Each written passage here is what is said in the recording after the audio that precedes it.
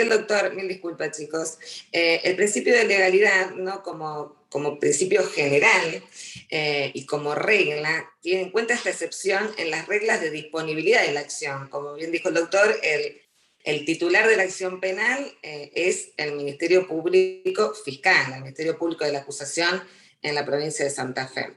Y como titular de la acción, el Código de Procedimiento y las leyes también, en algunas disposiciones del Código de Fondo, encontramos esta herramienta para que, como titular de la acción penal, utilice criterios de selectividad de los casos que se van a llevar adelante por medio de la acción penal.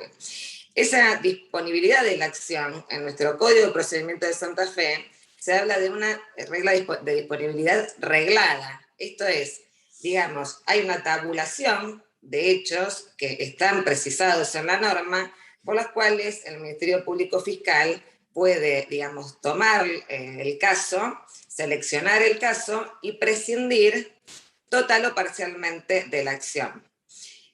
Esto es distinto al sistema anglosajón, en donde en este sistema ellos cuentan con un sistema de selección libre de los hechos y conforme a las directivas de política de persecución penal, si bien vamos a ver que nosotros también acá nos manejamos mucho con criterios de persecución penal que emanan de los órganos de dirección del Ministerio Público de la Acusación.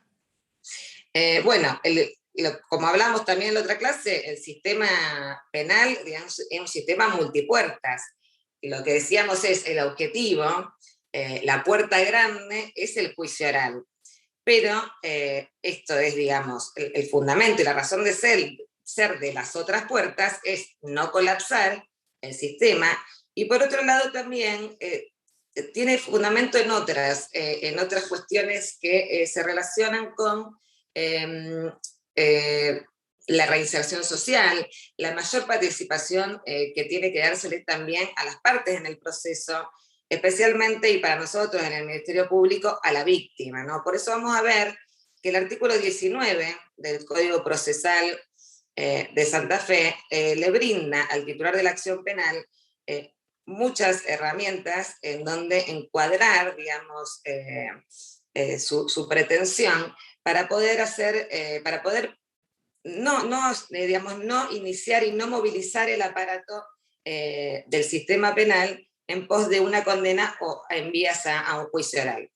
Entonces, ¿hay alguno que tiene el código de procedimiento a mano por ahí? Como para leer el artículo. No los veo yo en el teléfono.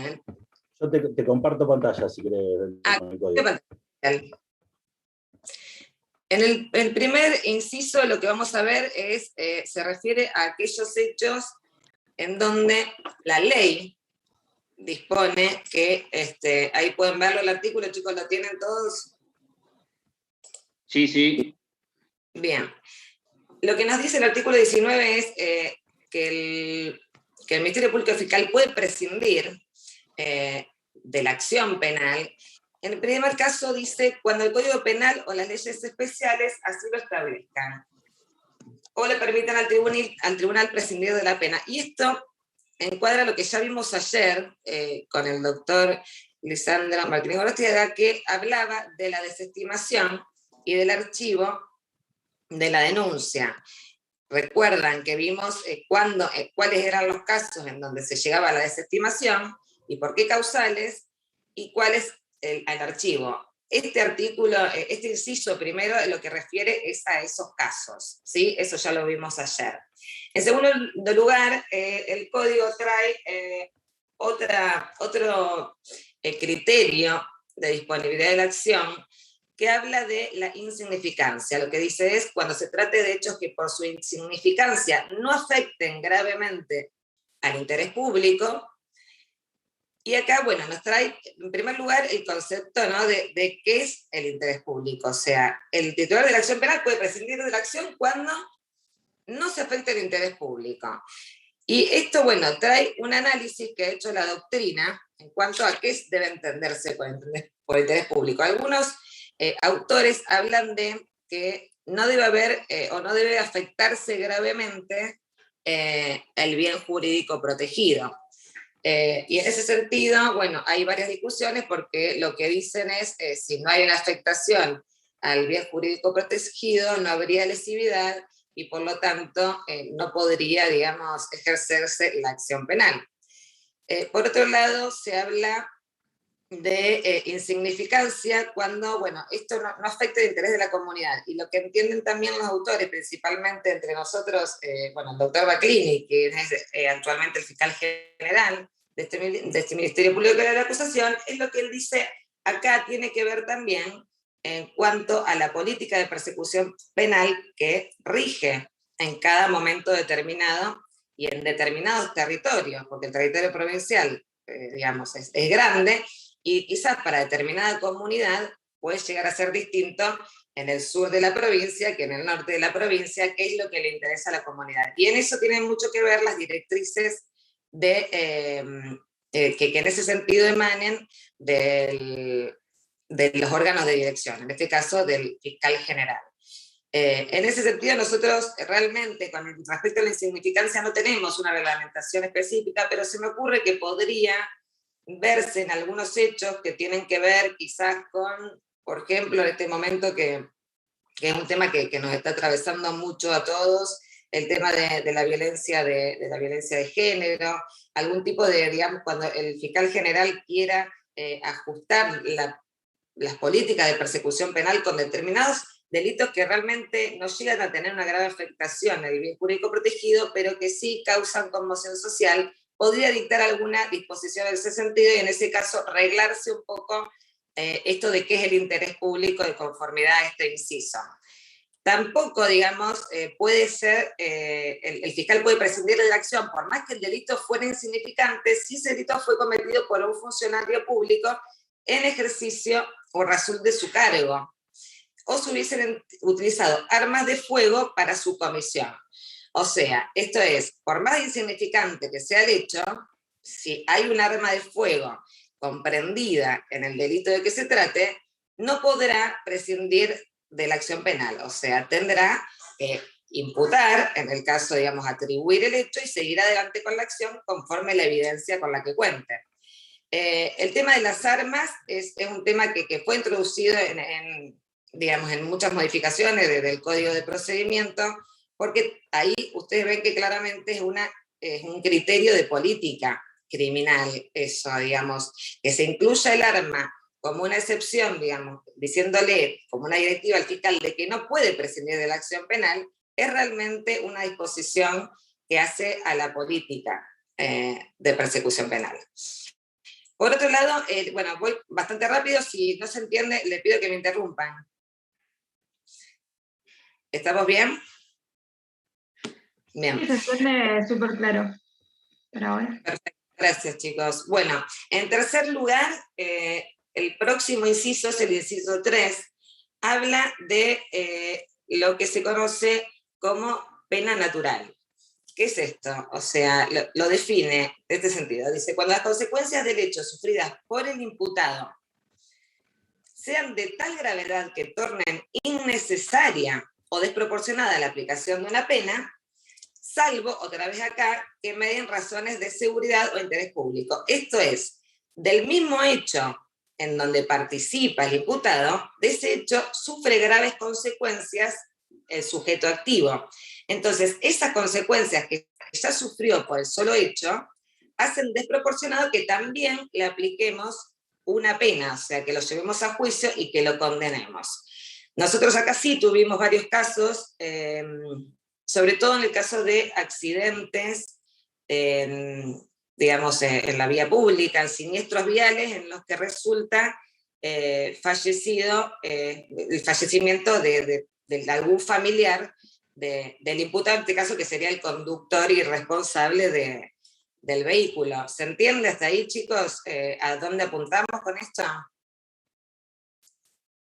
Bien. Sí, se entiende. Eso sería, digamos, la pena natural. En cuarto lugar, la otra regla de disponibilidad refiere a cuando la pena en expectativa carece de importancia con relación a la pena ya impuesta por otros hechos. Esto es, pensemos en un imputado que se lo va a condenar o que se lo condenó a una pena por un homicidio agravado y misma víctima, mismo imputado se lo denuncia por una amenaza. Se lo denuncia por una amenaza que está probada y quizás fue en el marco del mismo juicio esa amenaza, puede suceder, y entonces en ese caso se puede prescindir de la acción penal, teniendo en cuenta que por el hecho que fue condenado, digamos, la gravedad de ese hecho, la gravedad de la pena es mayor y la pena es expectativa, ¿no? Estamos hablando de un delito menor y se va a condenar por un homicidio agravado. En quinto y sexto lugar, trae dos supuestos en donde ahí sí se remite a otra herramienta que es una de las más importantes que tenemos en un nuevo sistema acusatorio, que es la mediación. La herramienta en este caso va a ser la herramienta, la mediación, porque a lo que queremos llegar a través de ella es a la conciliación de víctima y de imputado. Esto es, lo que el Estado hace es devolver el conflicto a las partes, y también acá hay una diferencia, porque ya no estamos hablando del delito como infracción a la ley, sino como conflicto penal, y como conflicto que se le devuelve a las partes para que las partes puedan conciliar sus intereses. En el caso de que las partes concilien sus intereses, el fiscal puede prescindir de la acción penal. En primer caso, hace referencia a que tiene que existir reparación de los perjuicios causados y que tiene que tratarse de hechos con contenido patrimonial cometidos sin violencia física o intimidación contra las personas. Siempre se deja salvo las razones de seguridad e interés público o que se encuentre comprometido el interés de un menor de edad. Eso es muy importante porque eso es una excepción. En el caso del inciso número 6, habla de la conciliación en los delitos culposos, lesiones leves, amenazas, violación del domicilio, y otra vez hace referencia a las razones de seguridad, interés público, el compromiso del interés del menor de edad, la utilización de arma de fuego para la comisión del hecho, o se trata de un hecho delictivo vinculado con la violencia de género. Acá lo que vemos es, por más de que exista conciliación entre las partes, si es un hecho que, digamos, que es cometido en perjuicio, digamos, de una mujer por su condición de tal, no procede, digamos, la prescindencia de la acción penal. No puede hacer uso del criterio de disponibilidad de la acción el fiscal. Para llegar a esta conciliación, como yo les decía, y después como vemos en el artículo 20, lo que dice es, el Código de Procedimiento es, se instaurarán procesos de mediación entre los interesados mediante la reglamentación. Nosotros tenemos entre nosotros, bueno, un centro de mediación en el Centro de Asistencia Judicial, otro en la Corte de nuestra provincia, también funciona un centro que se trata de mediar los conflictos entre las partes. Por lo general, en los hechos menores, el conflicto se soluciona solo, sin necesidad de intervención de terceros, y a veces realmente necesitamos, por lo general, en conflictos entre vecinos, que concurran al centro de mediación, mediante esta herramienta, realmente nos ha facilitado que haya una conciliación de las partes.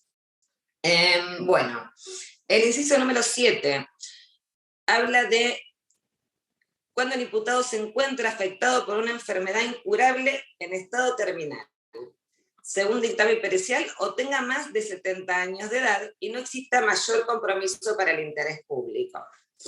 Esto, bueno, está claro, digamos, estamos hablando de una persona en donde, digamos, si bien, bueno, dejando siempre de lado el interés público, una persona que está con una enfermedad en estado terminal o mayor de 60 años, que realmente no justifican que, digamos, transcurra un proceso penal, incluso que llegue a una condena, yo entiendo que la ley lo que acá pretende, digamos, realmente con la finalidad de la condena, ¿qué vamos a hacer con la condena con esta persona que está en un estado de enfermedad terminal o tiene 70 años? No hay posibilidad de reinserción social. Entonces, el fiscal puede prescindir de la acción penal. Finalmente, el artículo hace alusión a que en los casos de insignificancia, digamos de bagatela, en los casos en que haya conciliación, que las partes hayan conciliado, siempre es necesario, para prescindir de la acción, que el imputado haya reparado los daños y perjuicios ocasionados, o firmado un acuerdo con la víctima en ese sentido, o afianzado esa reparación. Cuando el hecho delictivo cuya persecución se prescindiera o limitada y tuviera una pena máxima de 6 años de prisión, lo que requiere el Código de Procedimiento es un trámite administrativo previo. ¿Qué es lo que tiene que hacer el fiscal? Ir ante su superior y solicitarle autorización. Esto es también controlar un poco desde los órganos de dirección que se cumplan con los criterios de persecución penal establecidos internamente. Bueno, luego el Código hace... Te agrego un par de cosas sí. ahí. Sí, me parece interesante para que los chicos también tengan en cuenta que vos haces bastante referencia a política criminal. Esto ahí abajo en el mismo código, o sea, lo que están viendo en la pantalla, se referencia a una ley que venimos insistiendo con esta ley que ha sido de reforma a nuestro código, que ha ido incorporando todas estas prácticas desde nuestro punto de vista, que el sistema, desde que empezó a andar en el 2014 al momento de la reforma y a hoy, han demostrado que estas situaciones eran importantes incluirlas. O sea, fíjense, le hacía mención Belén de la incorporación de la restricción a las armas de fuego, cuando los delitos son cometidos con armas de fuego. La referencia a violencia de género, que también tiene una restricción, e inclusive este último párrafo que referencia también lo que hace es el legislador adelanta una política criminal que en cierta manera también estaba llevando adelante el propio Ministerio Público de la Acusación con sus autoridades, pero lo plasma a través de una norma para que sea homogéneo en toda la provincia. Bien. Y respecto de la conciliación y mediación, coincido con Belén que es sumamente importante, y esto hace al sistema multipuertas que nosotros venimos hablando, y no es necesario exclusivamente ir a la mediación, y como dijo Belén, esta autocomposición es propia del sistema adversarial. Bien. Esas cuestiones que ustedes van a ir viendo, es más, ahora a continuación también cuando vean el trámite, se van incorporando porque el sistema había empezado a rodar y se empezaron a ver estas mejoras que se podían hacer, alguna falencia y se fue cubriendo. Simplemente eso. Dale más. Bien, perfecto. Gracias, Lisandro. Bueno, ¿cómo se presenta el trámite? Ya dijimos que además de que se tiene que cumplir con un trámite administrativo previo en aquellos casos en que la pena en expectativa para el delito de que se trate tenga un máximo previsto de más de 6 años. En ese caso requiere el escrito, se presenta y lleva la firma del superior jerárquico, que en el caso es el fiscal regional. Bueno, y el trámite es el siguiente.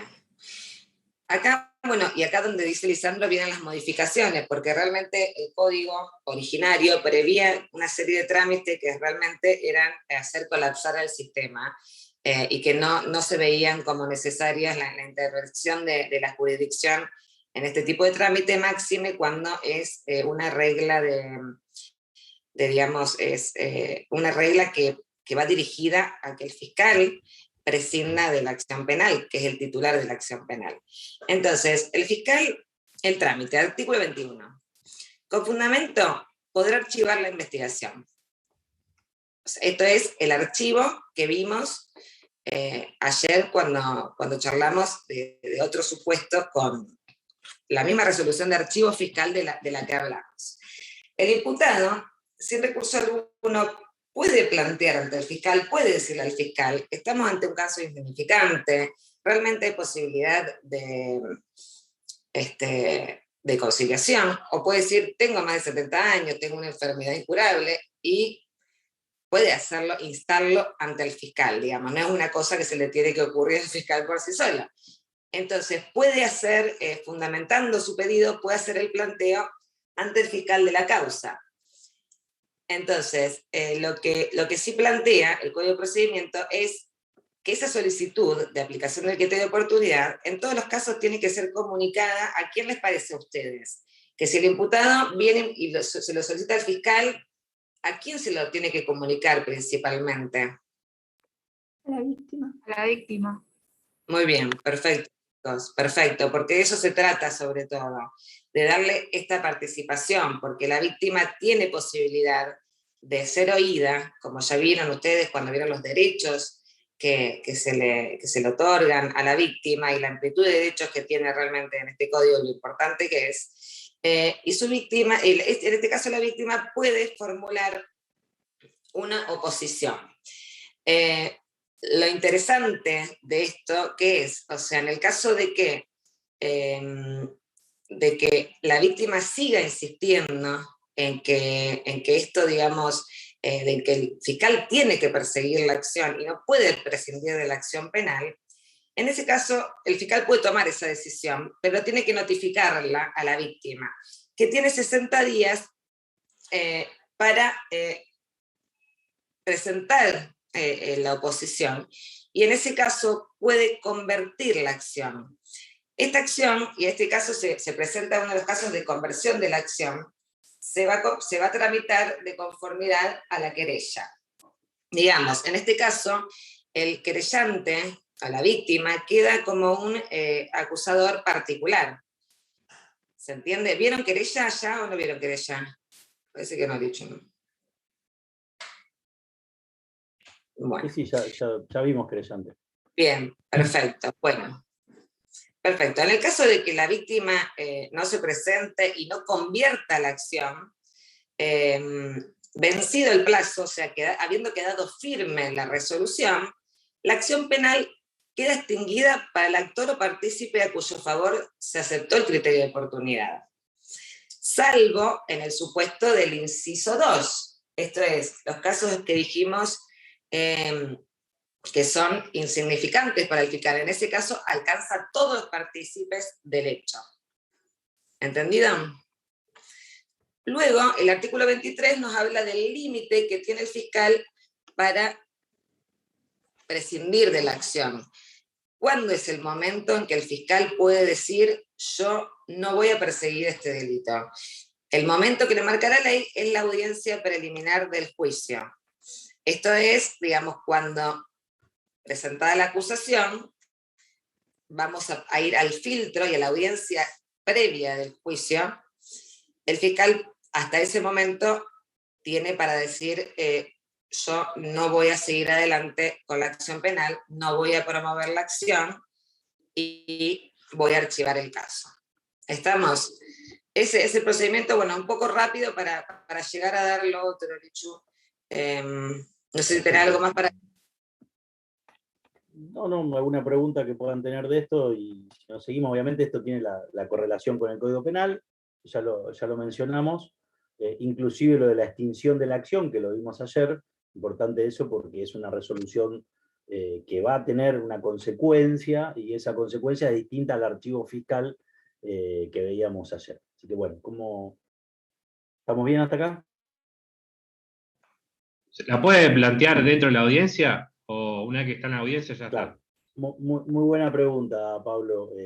Ya cuando lleguemos a ver audiencia preliminar, vamos a ver que todos estos institutos tienen como última ratio plantearlo en esa audiencia inclusive. ¿Tá? Pero eso lo vamos a ver más adelante. El límite temporal es importante para que vayan viendo, ahora vamos a ver algo también de probation, hasta cuándo ustedes pueden hacer ese tipo de planteos, inclusive el juicio abreviado que vamos a ver. En la audiencia preliminar prácticamente se puede presentar todo, o sea, inclusive sobreseimiento y demás.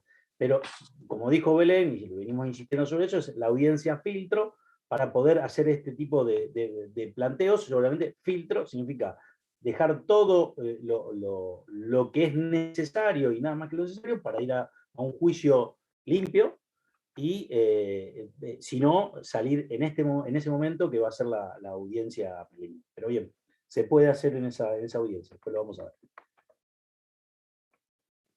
Bien. Bien. Perfecto, seguimos. Seguimos con... ¿queda alguna pregunta con respecto al criterio de oportunidad, chicos? ¿Está bien? Continuamos. Bueno, el tema de la suspensión del juicio de prueba, o probation, también como se llama la doctrina, es también otra salida alternativa al juicio oral. Pero bueno, como vimos recién, el principio de oportunidad tiene que ver con la disposición de la acción penal. En este caso estamos hablando de otro instituto. Estamos hablando de que el efecto es, en el otro caso de la extinción, acá va a ser la extinción, pero previamente de lo que estamos hablando es de la suspensión del procedimiento. O sea, se suspende el proceso en base a determinadas condiciones que la ley le impone. Esto también radica, el Instituto de la Suspensión de Juicio de Prueba, básicamente, digamos, la finalidad que tiene, y yo lo entiendo más desde el punto de vista de la práctica, es, entre otras, dar la posibilidad a aquellas personas que han tomado el primer contacto con el sistema penal de reinsertarse socialmente, de dar una oportunidad, de transformar este contacto con el sistema penal en una oportunidad para esa persona, bajo determinadas condiciones y no para todos los casos, obviamente. Nosotros tenemos, y luego de las reformas del Código de Procedimiento, tenemos a nivel nacional un sistema, a nivel provincial otro sistema. No sé si tuvieron posibilidad de ver el fallo Acosta. Estaba hoy prevista la lectura del fallo, sí. Sí, estaba como lectura obligatoria, ayer lo mencionamos. Bien, perfecto. Bien, perfecto. Porque lo que tienen esos fallos es que se producen, digamos, ciertas modificaciones en el nacional que luego son receptadas en nuestro Código de Procedimiento y que entendemos que nuestro Código Procesal Penal en la provincia hace una ampliación en este caso de los derechos del imputado. Por un lado, el Código Penal, el Código de Fondo, le delega a las provincias la facultad de reglar todo lo atinente a la suspensión del juicio de prueba. Como ustedes pueden ver, en el artículo 76 del Código Penal, hace mención a que la suspensión del juicio de prueba del instituto se rige de conformidad a lo dispuesto en las leyes procesales. Y ante la falta de regulación, o sea, esto es que alguna provincia no regule la suspensión del juicio de prueba, se estará a lo que dispone el Código de Fondo. ¿Y en qué casos lo autoriza el Código de Fondo? El Código de Fondo habla de la autorización de suspender el juicio de prueba cuando se trata de un delito cuya pena, cuyo máximo de la pena no exceda, el máximo de la pena no exceda de los 3 años, o el concurso de ambos delitos no excediese los 3 años.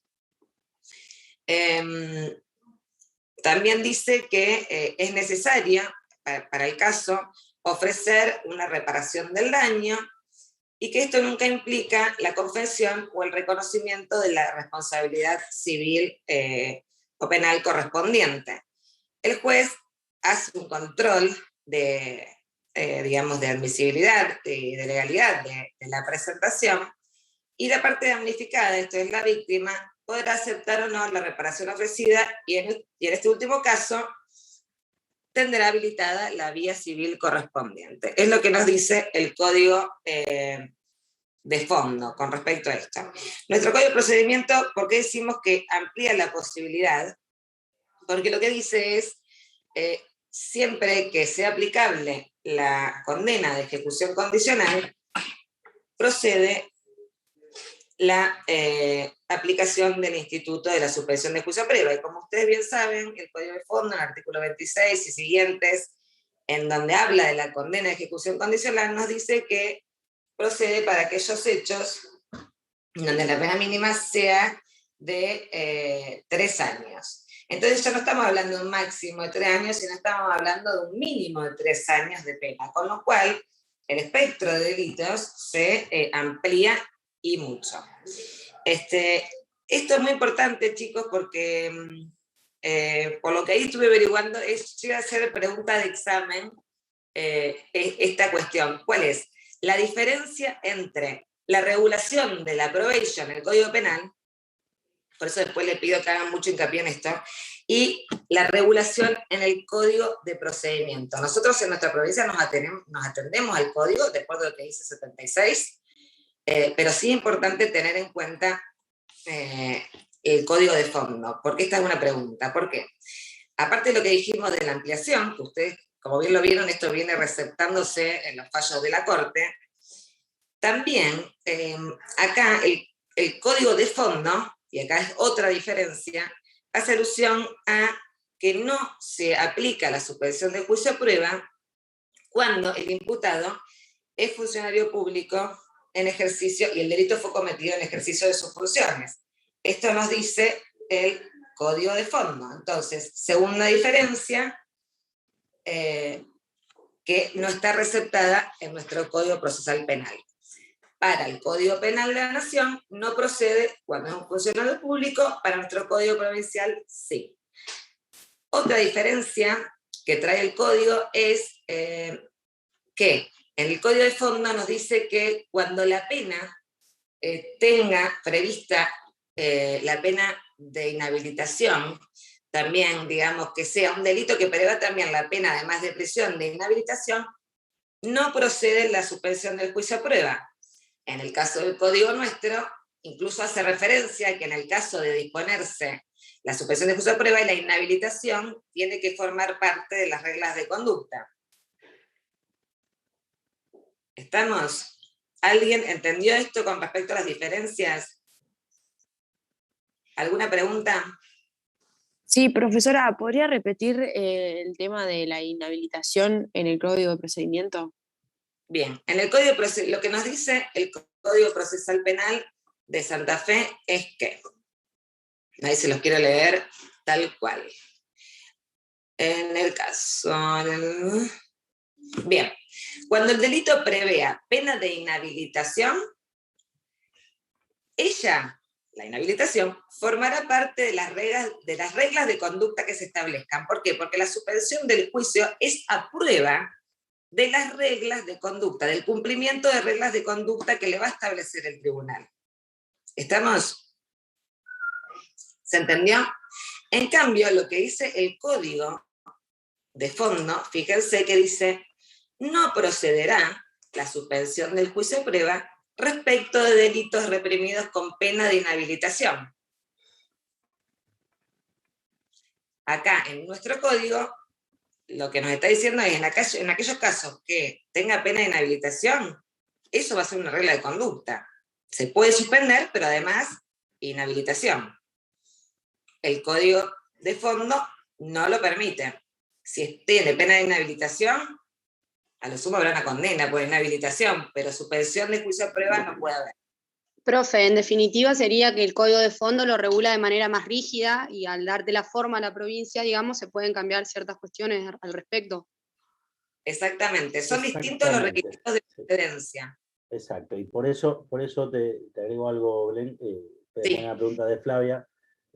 Insisto con lo primero que hablamos en la clase, el artículo 76 hace referencia, ahí lo estoy compartiendo, no sé si lo ven, la suspensión del juicio a prueba se requiere de conformidad con lo previsto en las leyes procesales correspondientes. No vamos a tomar lo que más nos conviene de este y lo que más nos conviene del procesal. O sea, tenemos que ir a cómo está regulado procesalmente.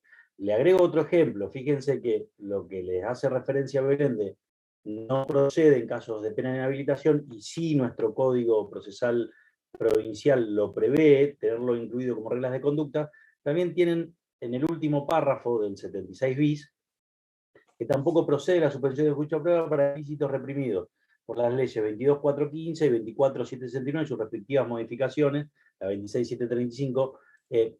Uno de los ejemplos de esos es la ley penal tributaria, que inclusive tampoco es más esa ley, la histórica con la que se conoce es la 24.769, después se modificó por la 26.735 y hay una nueva ley que hace una omnibus, que no importa, no viene al caso, pero impide la aplicación de probation, o suspensión de juicio a prueba, o de procedimiento a prueba, para casos de evasión tributaria o delitos tributarios.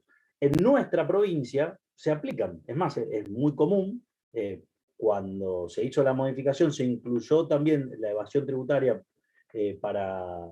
teniendo como sujeto pasivo a la Hacienda Provincial, al API, para ser más específico, como un sujeto pasivo que puedan cometerse el delito por tributos provinciales, y acá en Santa Fe se puede aplicar probation para ese tipo de casos. Con lo cual, si ustedes los ven en forma global, nuestro código parece, y tiene por ciertos institutos, más beneficioso para el imputado que lo que sí tiene, que bien mencionaba Flavia, es más gravoso la regulación subsidiaria que trae el Código Penal de fondo. Así que, y esto lo van a ir viendo en muchos casos, sobre todo porque nuestro código es un código de avanzada, si se quiere, en la incorporación de disponibilidad de la acción y de estos institutos que hacen al sistema multicuadro.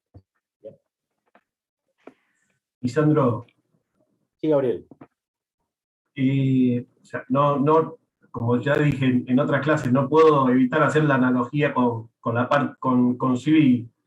En civil vos tenés la ley especial, está por encima, primero aplica la ley especial y después el código, o sea, por una cuestión de prelación.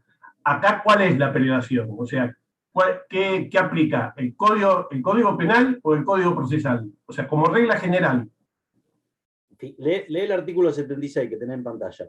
¿Qué dice? O sea, el artículo 76 dice que aplica los códigos de cada provincia. Exacto, entonces esa es la relación. Pero recién puede que yo no haya entendido. ¿La doctora no decía otra cosa? No, eso. La prelación es el código procesal. Claro, yo lo que les está regulado. Dale. Cuando la ley no lo prevea, cuando los códigos procesales no regulen, regula el código de fondo. Ah, bien, perfecto, perdón. Quizás por eso te confundí. De manera subsidiaria sería, o sea, la regla base es el Código Procesal de la provincia de Santa Fe. Nos quedamos ahí. Ahora bien, si hay alguna laguna y algo no está regulado, ahí nos remitimos al Código Penal, que es la legislación de fondo. Si no, no. Pero no confundas, Gabriel, la apelación de leyes, porque acá lo que estamos hablando es quién tiene la potestad de regular qué cosa. Las provincias no delegaron, o sea, fue una discusión de muchos años, no hace falta traerlo acá ante ustedes para que revisemos eso, que ya está zanjado por la propia ley, el Congreso Nacional así lo resolvió, de quién podía regular la acción. O sea, si la acción era una potestad de la provincia, porque era procesal o procedimental, o la acción, si subimos un poco en el Código Penal, si la acción era una potestad delegada de las provincias a la nación. ¿Tá? En el año 2015, por varios fallos que se dieron antes, sale la ley 27.147, que ves ahora en pantalla, donde hasta el propio artículo 71 de nuestro código, que dice del ejercicio de las acciones, también recepta esta regla, como bien dice Agustina y como bien dice Belén, y subsidiariamente se va a aplicar si no está regulado en la provincia. Fíjate que el 71 dice exactamente lo mismo. Sin perjuicio de las reglas de disponibilidad de la acción penal prevista en la legislación procesal, deberán iniciarse de oficio. Bueno, ¿eso qué significa? La acción penal pública se lleva de oficio y tiene las excepciones de los códigos procesales. Si las tiene. Si no las tiene, no se aplican. O sea, sí, de hecho, un par de clases atrás vimos este tema con el tema de juicio por jurados, un caso de Neuquén. Sí. Bien, eso. Estamos. Bien, perfecto. Acá, no sé, Lisandro, si querés ver con los chicos el tema de los fallos, o querés que continuemos. Prefiero que continuemos así, por lo menos, porque nos queda media hora y nos quedan algunos puntitos. Obviamente los fallos son Acosta, Saucedo y el resto de hay algunos más, pero son importantes que ustedes los vean y lo tengan en cuenta, sobre todo por las connotaciones específicas que tienen cada uno de esos institutos y cómo la jurisprudencia fue resolviendo algunas cuestiones que estaban bastante poco claras y que iban para un lado o para el otro. Bien, pero prefiero que sigamos, cualquier cosa lo vemos al final. Yo les recomiendo también la lectura del fallo. Perdón. Ahí está. ¿Habló alguien? ¿Cómo andás, Ben? No, y agrego a lo que decía Lisandro, perdón, además de Acosta y Saucedo, es Sharp, que es respecto de... Exactamente, Sharp es un fallo de la doctora Viviana Alonso, ¿no? De la titular de esta cátedra. Así que, además del análisis que hace, que es muy interesante, como decía Lisandro recién, digamos, los distintos fallos tienen que ver con la disconformidad de las partes, o la conformidad o la disconformidad de las partes en la aplicación del instituto.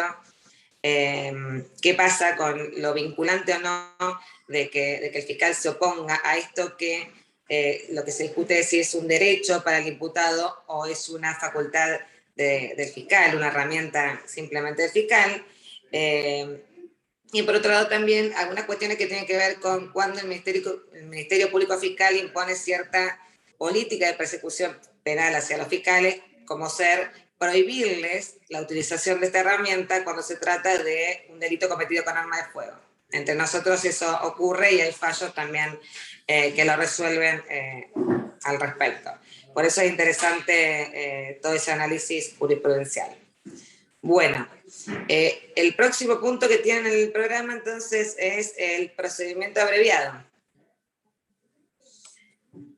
Bueno, ya se imaginan de qué se trata, y que como salida alternativa y como puerta lo podemos encontrar cerquita de la puerta del juicio oral. Ahí Laura va a poder decirlo mejor que yo, que es ella la encargada de preparar la mayoría de los juicios orales que se llevan en nuestro distrito, y que bueno, muchas veces es un dolor de cabeza porque los fiscales previo al juicio arreglan o las partes, digamos, arreglan lo que se dice esto de arreglar la condena, que es el procedimiento abreviado. Porque habla el artículo 339 de una instancia común, justamente, y habla de la necesidad de tener esto.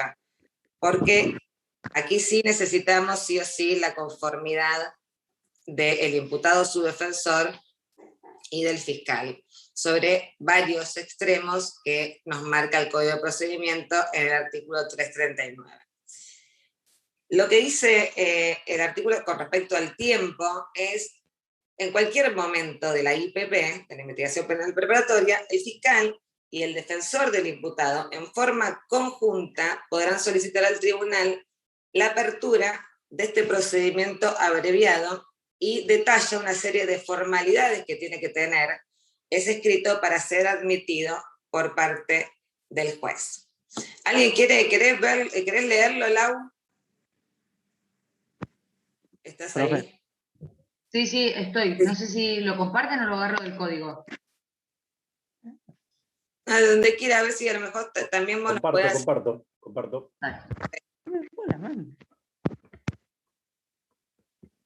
Ahí está. ¿Se me escucha? ¿Estás, Lau? Sí, yo escucho. ¿Me escuchan?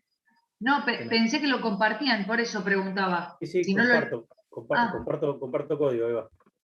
Compartir 339. Sí. Los requisitos del 339 son para la validez del escrito. O sea, que en el caso de que no contenga alguno de los requisitos formales que establece el 339, puede ser rechazado por parte del juez. Ahí está Laura y lo va a leer. Ahí voy. Acá. Artículo 339, procedimiento abreviado. En cualquier momento de la investigación penal preparatoria, el fiscal y el defensor del imputado, en forma conjunta, podrán solicitar al tribunal de la investigación preparatoria la apertura del procedimiento abreviado en escrito que, para ser válido, contendrá: 1. Los datos personales del fiscal, del defensor y del imputado. 2. El hecho por el que se lo acusa y su calificación legal. 3. La pena solicitada por el fiscal, la que deberá ser motivada de conformidad con el artículo 140 del presente código. Determinarse en base a las pautas establecidas en los artículos 40 y 41 del Código Penal, y acorde a los hechos que se investigan. 4. La conformidad del imputado y su defensa respecto a los requisitos precedentes del procedimiento escogido, así como también la admisión de culpabilidad por el hecho indicado en el inciso 2. 5. En su caso, la firma del querellante o en su defecto la constancia de que el fiscal lo ha notificado del acuerdo y no ha manifestado en términos su disconformidad. En caso de disconformidad, será necesaria la firma del fiscal regional respectivo.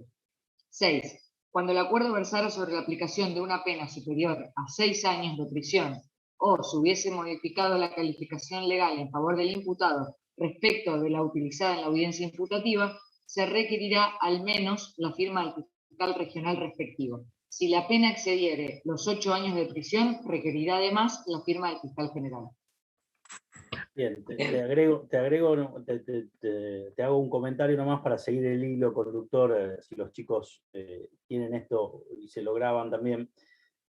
Fíjense que el inciso 6 vuelve a tomar, y es parte de la 13746, vuelve a tomar la pauta de política criminal impuesta por el legislador de que en ciertos casos se necesite no solamente la participación del fiscal regional, sino también del superior jerárquico de la institución, que es el fiscal general. Esto estuvo muy debatido respecto de si puede dar o no instrucciones particulares, pero lo trae a colación sobre todo por algo que nosotros también venimos viendo en la materia, que es el principio de congruencia. Fíjense que si la audiencia imputativa tenía una calificación legal y venía hecha sobre cierta base fáctica, después en este procedimiento abreviado, donde se va a acordar una pena, el cambio de esa calificación legal, ¿no? El cambio de esa calificación legal tiene que tener una aprobación, si quiere una revisión de un superior jerárquico por distintas causas que las podemos llegar a ver, pero tienen que ver con la lógica de política criminal, autonomía y unicidad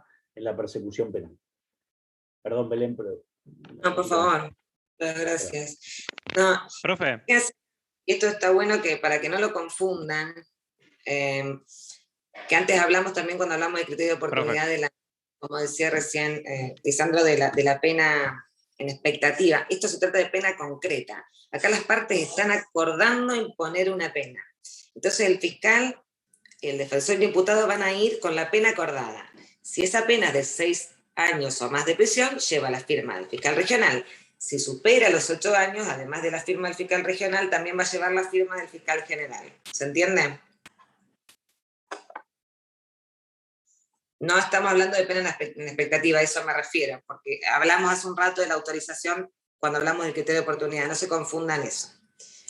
Bueno, acá lo que es más importante saber es las partes tienen que estar de acuerdo, ¿no?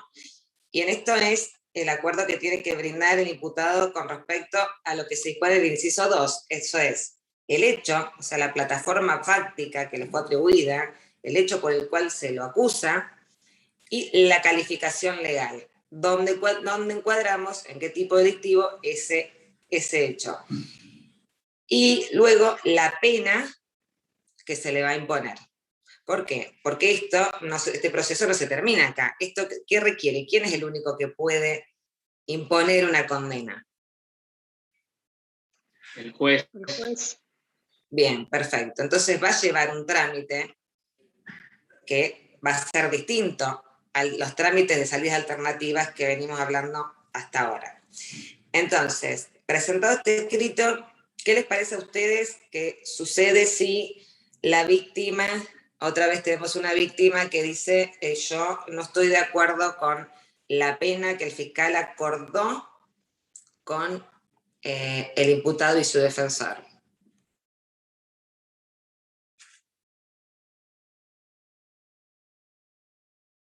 Lo que dice el inciso 5 habla de si no presenta la disconformidad en el término, pareciera suponer que es lo mismo que explicó usted antes, al hablar de un término y disconformidad. Claro, pero acuérdense que cuando hablamos de criterio de oportunidad, hablamos de que el fiscal archiva y que esa víctima se convierte en un acusador único porque convierte la acción. El proceso de conversión de la acción. Acá, el fiscal lo que está diciendo es, se lo va a condenar por este hecho. ¿Estamos? Y es la víctima que quizás, o el querellante en su caso, dice, no, yo pretendería que sea condenado no por 10, yo pretendería que sea condenado por 20 años. ¿Se entiende? Bien, es otro tipo de disconformidad. Por eso, uno de los requisitos que trae el código en el 340 es que producido el acuerdo y antes de que se presente ante el tribunal, el fiscal tiene que notificar y entregar copia al querellante, el cual podrá en el término de 3 días manifestar fundadamente ante el fiscal su disconformidad con el acuerdo. ¿Estamos? En el caso de que no haya acuerdo, lo que nos dice el artículo, fíjense, el inciso 6 del 339 es el fiscal regional tiene que autorizar. O sea que en ese caso, la víctima tiene que hacer saber al superior de que no está de acuerdo, el creyente no está de acuerdo con la pena impuesta, se lo tiene que hacer saber al superior de ese fiscal. En ese caso, de lo que se habla es de un trámite administrativo. El superior revisa lo actuado por el inferior y dice, no, está bien el acuerdo arribado, de acuerdo a la evidencia con la que se tiene, a la oportunidad en la cual es presentado este acuerdo, es, digamos, realmente pertinente. Entonces, deja constancia de que la disconformidad existió y que sin perjuicio de ello, el fiscal regional autoriza la suscripción de ese abreviado. ¿Estamos? Lo único que tenemos nosotros es ese trámite administrativo para salvar la disconformidad de la víctima. Lo que nosotros sí hacemos, por razones de política de persecución penal y por directiva del fiscal general y de los superiores de toda la Fiscalía Regional, es esto: nosotros tenemos que tratar de proteger, y lo hacemos en pos de proteger los intereses de la víctima. Por eso siempre se hace un gran esfuerzo en conciliar esos intereses. Cuando sabemos que no tenemos la conformidad de la víctima, o que no están de acuerdo con el acuerdo arribado, por lo general se hacen muchas reuniones antes de llegar a ese acuerdo, en donde se les explica cuáles son las posibilidades, cuáles son las perspectivas de pena, qué es lo que quizás se está arriesgando también en un nivel estratégico, yendo a un juicio oral. ¿Estamos? Bien. Bueno. Entonces, sigue el trámite. 341. El juez de la IPP declarará inadmisible la presentación que no cumplimentara los requisitos del 339. Si la admitiera, remite la causa sin más trámite al tribunal de juicio en los casos en que el acuerdo versara sobre la aplicación de una pena que exceda los 8 años de prisión. Eso con respecto al trámite. En el caso de admitir la presentación, el juez o tribunal convoca a las partes a una audiencia pública. Si el imputado reconoce el acuerdo, el juez o el tribunal, a través del presidente, le lee los 3 primeros puntos de la presentación y le tiene que explicar en forma y en un lenguaje claro y sencillo al imputado el procedimiento escogido. Esto es, se trata de que el imputado, que sabemos que está representado por un defensor que seguramente le va a explicar cuáles son los alcances del abreviado, del acuerdo, el juez, sin embargo, tiene que insistir en que se entienda, en verificar en que haya una cabal comprensión por parte del imputado de los términos arribados en el acuerdo.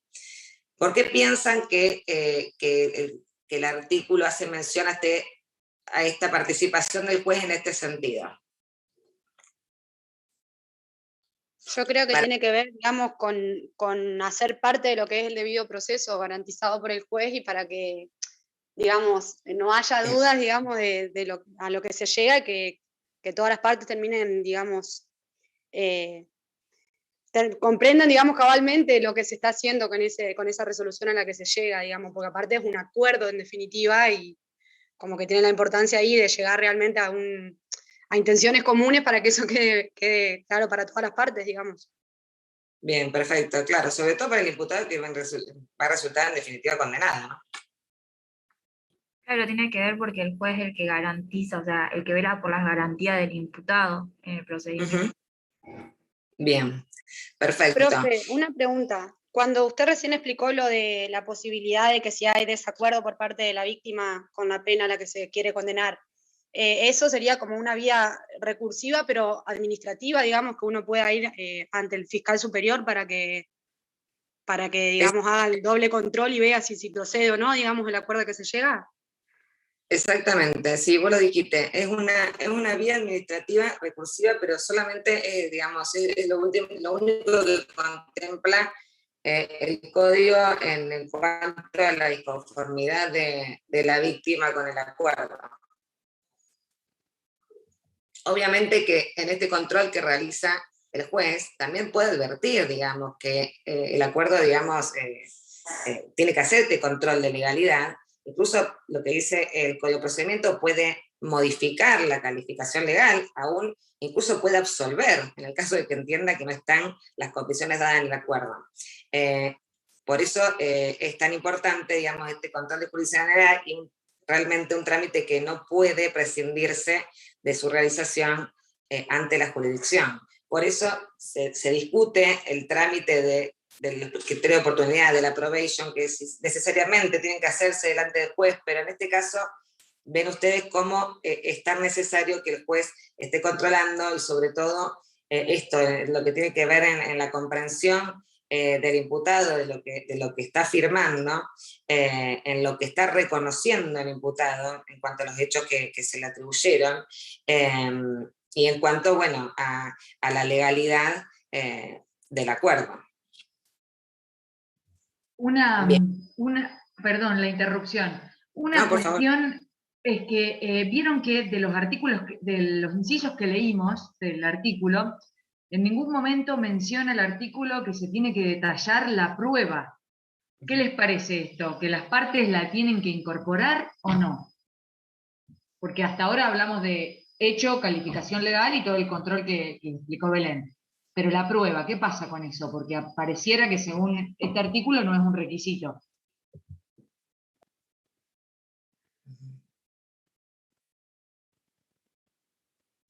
Lo que se refiere es a la evidencia que el fiscal tiene para acusar, digamos, a la evidencia que el fiscal tiene para probar el hecho, que el hecho ocurrió y que ocurrió de la forma en que se dice que ocurrió. O sea, estamos atribuyendo hechos, lo que se le atribuyen es un accionar al imputado, y eso tiene que estar probado. Lo que les está haciendo notar Laura es, bueno, de la prueba nadie está hablando acá. ¿Esto es un juicio o no es un juicio? ¿Qué les parece? Yo creo que debería estar, porque obviamente la evidencia es un elemento importante que el juez tiene que tener en cuenta a la hora de analizar la razonabilidad del acuerdo. Bien. Yo creo que no sé si lo llamaría juicio, al contrario, entiendo que es un procedimiento y que quizás al configurarse como procedimiento hay cosas que pueden no ser igual a lo que se entiende en la generalidad de un proceso y un juicio, es como que fuese, no sé, lo conozco como procedimiento y no como juicio en general, entonces como verlo como alternativamente, que quizás haya cosas que esencialmente puedan no estar, pero no sé. Bien, perfecto. Sí, todos los razonamientos en ese caso son válidos y sobre todo lo que decía Bartolomé, esto, digamos que lo que más se critica al procedimiento abreviado es que se habla mucho de un juicio abreviado cuando en realidad no tiene el contradictorio que tiene el juicio, la posibilidad de las partes del imputado de controlar la evidencia y de contradecirla. Belén, te hago una pregunta, no sé si ya lo preguntaron. A mí lo que no me está quedando muy bien claro es cuál es la ventaja que tiene el imputado en el procedimiento abreviado. ¿En qué se beneficia? Bien. Claro, porque hablamos de los beneficios que esto tiene para el sistema, ¿no? Evitar el colapso del sistema. Yo creo que el beneficio justamente está en que se reduce seguramente el fiscal, que puede haber presentado requerimiento acusatorio, no, pero se reduce mucho la pena que va a solicitar el fiscal. Porque el fiscal no solo la pena, ahí te interrumpo un poco, Belén, porque es interesante que yo siempre les digo que lean el diario, sé si vieron el diario en estos últimos días, el día de ayer, antes de ayer, y hoy mismo también salió una nota donde, lo voy a decir yo, hay 3 integrantes del Ministerio Público de la Acusación, y yo no lo soy, entonces lo traigo yo a colación. Vieron en cualquier diario, en La Capital, en Rosario 3, en cualquiera online, que un ex fiscal, Ponce Asad, aceptó hace unos días un juicio abreviado y en el día de ayer se le dio la libertad condicional. Bien, entonces, con un caso concreto donde, no sé si hacer una relación directa, pero en esa misma causa hay un fiscal que también fue destituido, un ex fiscal y fiscal regional que fue destituido, Patricio Cercal, que al día de hoy sigue en prisión preventiva, en la modalidad en la que se encuentre, y está al aguardo de, como decía Belén, un requerimiento acusatorio, un juicio, o sea, y sigue con el prisionamiento preventivo. Entonces, si ustedes quieren ver en la práctica un beneficio, acá están viendo 2 casos que no son equiparables, pero es de una misma causa, donde al haber aceptado un juicio abreviado, con ciertas características que no vienen al caso, está saliendo en libertad o ayer, y la otra persona en situaciones similares sigue estando detenida. Entonces, lo que más se le critica a este tipo de herramienta es que parece ser un sistema o un instituto extorsivo para reconocer a través de la aceptación de la responsabilidad, que es una de las reformas que trajo el Código en la última gran reforma, que aceptar la responsabilidad a través del juicio abreviado, y obtener un beneficio en cuanto no solo a la pena impuesta, que es una pena acordada, realmente ningún defensor va a acordar una pena mayor a la que entiende que pueda llegar a obtener yendo a un juicio oral y público, pero con los plazos que se están teniendo hoy para ir a un juicio oral y público, ya vamos a ver la semana que viene, no la otra, cuando veamos Libertad, que la va a tomar Agustina la clase, por lo menos el día miércoles, van a ver que los plazos de 2 años mínimo, más 1 más por la complejidad de la causa, estamos hablando de casi 3 años para llegar a un juicio oral y en situación de detención, con lo cual los beneficios que pueda llegar a tener para el imputado, más allá de lo sistémico de descomprimir el sistema penal, lleva a tener una más rápida libertad, a tener una pena menos, una pena de menor cantidad de años en cuanto a lo que podría llegar a ser en un juicio oral con la previa acusación, y a su vez también acordar la modalidad. O sea, no es lo mismo que la modalidad sea de ejecución condicional o no, a que sea de cumplimiento efectivo. Bien, tiene varias ventajas, sin dejar de ser crítico o ser criticado del sistema por la lógica de extorsión que tiene el poder punitivo del Estado versus el prisionamiento preventivo. Bien, o sea, eso obviamente tiene sus fallas, pero también tiene sus ventajas, como bien les mencioné. Profe, la figura del arrepentido que nombran siempre en los medios, me acordé ahora que nombró ese caso. ¿Sería este procedimiento o es otra cosa? No, es otra cosa, está asociada, ahí te dejo, Agus. No, por favor, es otra cosa, por eso yo no quería ir a ese punto en particular, porque también está controvertido de alguna manera. Es una ley nacional que no está legislado acá en Santa Fe, pero sí tiene regulaciones internas del mismo Ministerio Público de la Acusación. El juicio abreviado es: yo acepto la responsabilidad sobre el hecho, acuerdo una pena, acuerdo una modalidad, y hay un punto neurálgico, no sé si vas a tocar eso, Agustina, pero, o Laura ahí que la vi antes moviéndose un poco, que el juicio o procedimiento abreviado se hace ante un juez, y el juez, que lo mencionó Laura, no tiene contacto directo, si se quiere, con la prueba producida en un juicio oral y público, donde va a tener que resolver en base a eso una sentencia. Ya en este caso está dado el resultado, condenatoria, porque se está aceptando. Bien, y hay algunos fallos que tienen referencia a eso. Agus, dale. No, perdón, discúlpame la interrupción. 2 cosas, en referencia a lo que hacía alusión acá el alumno. justamente ese procedimiento abreviado y que se arribó con la Fiscalía y con el ex fiscal Ponce Assad, estaría encuadrado en lo que es la figura del arrepentido, por eso, de hecho, fue que se abrevió. No sé si eso es lo que preguntaba por ahí el alumno, pero estaba circunscrito en el marco de ese procedimiento abreviado en referencia a la figura del arrepentido. Es por eso que se llegó a la condena que se llegó y obtuvo así la libertad condicional ayer, creo, si mal no recuerdo. Eso por un lado. Y por el otro lado, cuando Laura les preguntaba a ustedes el tema de las evidencias y que bien ahí Belén hizo la intervención, y uno de los alumnos creo que dijo que consideraba que era importante que estén incluidas en ese acuerdo de procedimiento abreviado, efectivamente ellos así. ¿Por qué es así? Porque en el procedimiento abreviado, como bien dice la palabra, es un procedimiento que se abrevia, no se va a juicio, pero también se llega a una sentencia.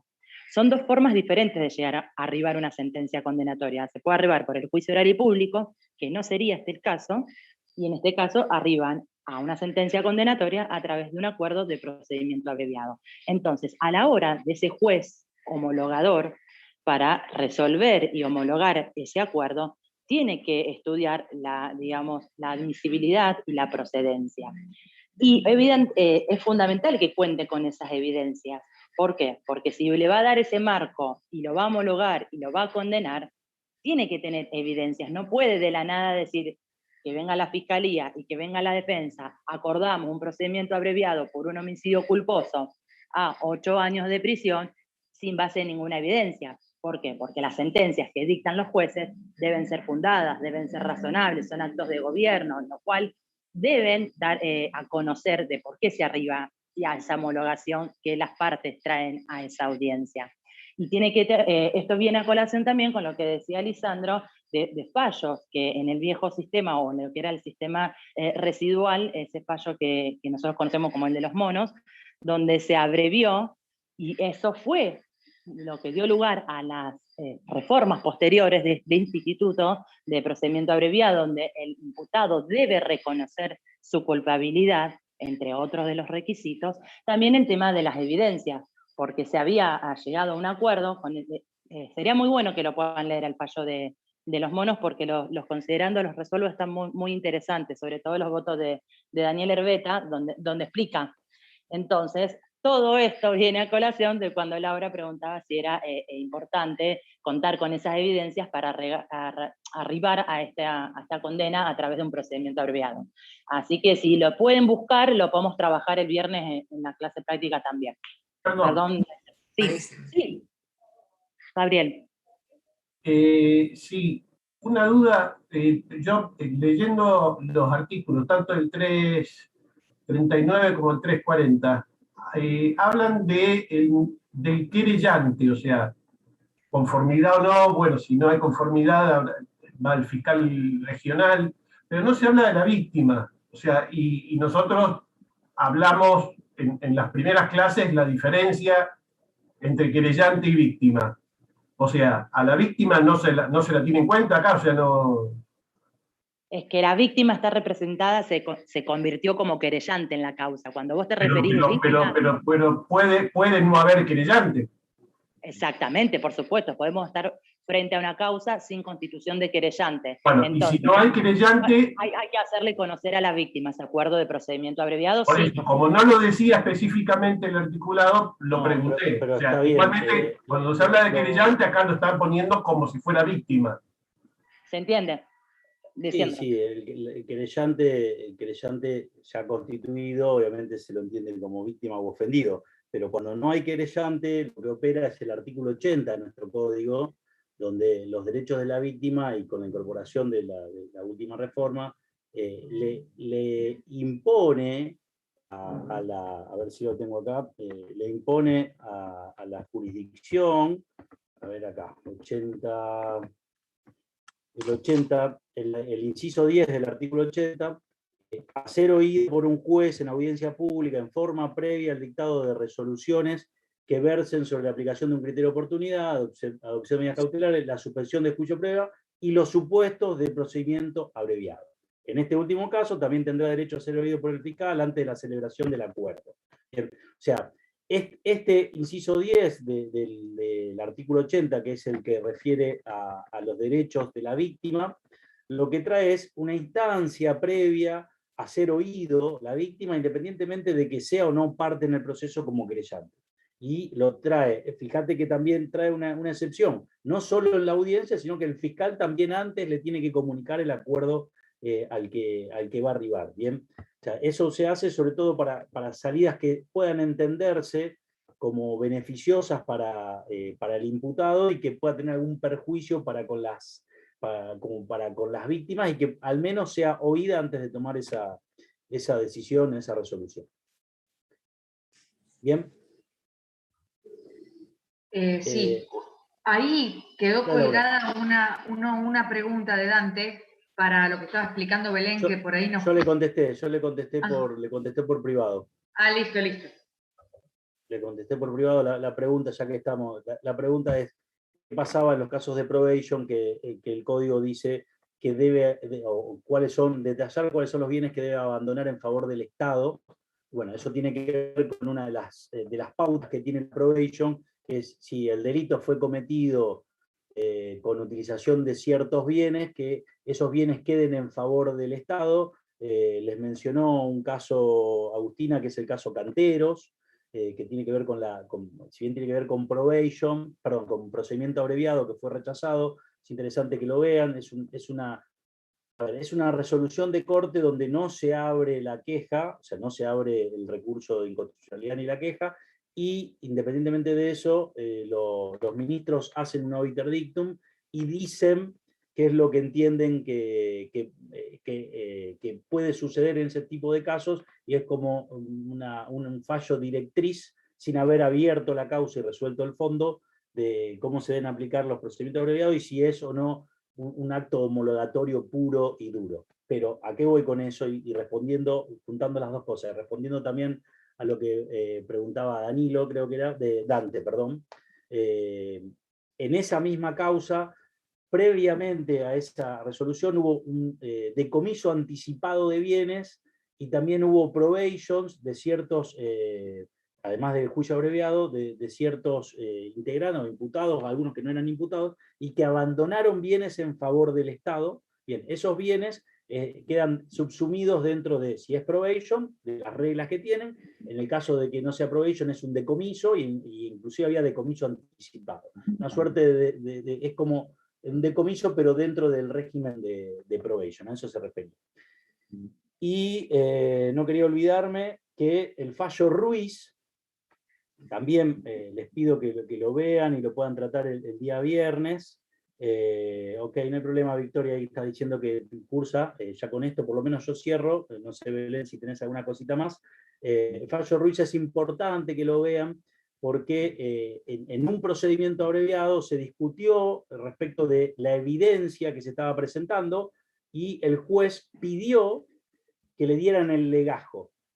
Más allá de la resolución respecto al procedimiento abreviado, es muy importante ese fallo en cuanto a lo sistémico. Si el juez, ante este tipo de audiencias, donde son argumentativas, y además de argumentativas se pueden ofrecer pruebas, pero la prueba se ofrece a través de cómo se introduce en el procedimiento, en el proceso penal. No me quiero meter en la especialidad de Laura acá, pero cómo esa información es receptada por el juez, si puede pedir el legajo o no. Bien, se los voy a dejar ahí porque es muy interesante que lo vean, y cuál es la resolución que toma la Corte, donde acá sí abre el recurso de inconstitucionalidad y resuelve dando vuelta a una resolución de Cámara. Bien, perfecto, Lisandro. Bueno, yo creo que ya estamos pasados de horario. Podríamos extendernos, pero estamos. ¿Alguna preguntita más, chicos?